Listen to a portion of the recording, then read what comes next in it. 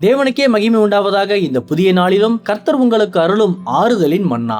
நான் உன் நற்கிரியைகளை ஆசீர்வதித்து என் மகிமையால் உன்னை நிரப்பி உனக்கு நித்திய ஜீவனை அருளிச் செய்வேன். ரோமர் 2:7.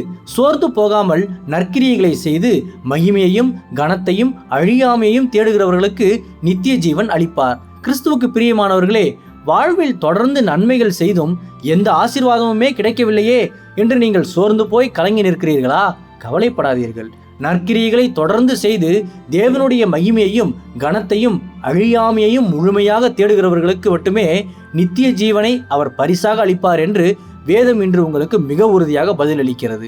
இவ்வுலகின் தற்காலிக பாராட்டுகளை விரும்பாமல் பரலோகத்தின் அழியாத மகிமையை நாடி சோர்ந்து போகாமல் நற்கிரியைகளை செய்வதுதான் மெய்யான விசுவாசத்தின் உன்னத அடையாளம் ஆகும். சிறியவர்களுக்கு செய்த நற்கிரியைகளை தமக்கே செய்ததாக ஏற்றுக்கொண்டு இயேசு கிறிஸ்து அவர்களுக்கு நித்திய ஜீவனை அளித்த ஓமையை நாம் வேதத்தில் வாசிக்கிறோம் அல்லவா? ஆகையால் நீங்கள் இதுவரை செய்து கொண்டிருக்கும் மற்றும் இனிமேல் செய்ய போகும் நன்மைகளுக்காக மனிதர்களின் கைமாற எதிர்பார்க்காமல் உன்னத தேவனை மாத்திரம் முழுமையாக நம்பி தொடர்ந்து சோர்ந்து போகாமல் செயல்படுங்கள். அப்போது கர்த்தர் உங்கள் நற்கிரியைகளை ஆசீர்வதித்து அளவற்ற மகிமையால் உங்களை நிரப்பி ஒப்பற்ற நித்திய ஜீவனை அருளி ஆசீர்வதிப்பார். கர்த்தர் தாமே இந்த வார்த்தைகள் மூலமாக இன்று உங்களை ஆறுதல் படுத்தி ஆசீர்வதிப்பாராக.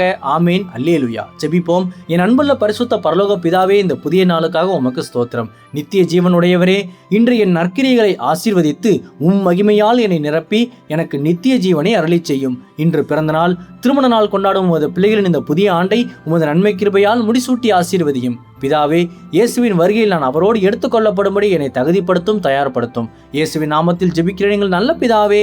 ஆமேன். மாரநாதா.